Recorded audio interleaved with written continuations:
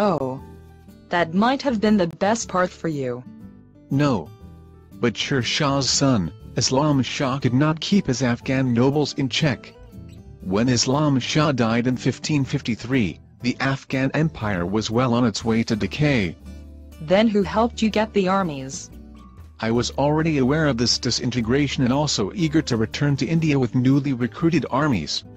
As I told the Persian king was helping me. Input error number 1.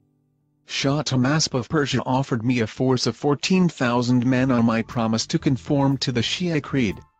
When I crossed the Indus River, Bahram Khan, my best official, joined me. Input error number 1.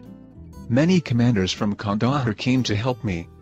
While all around there was frequent strife, its governor maintained Kandahar as the undisputed base of mule operations. Input error number 1.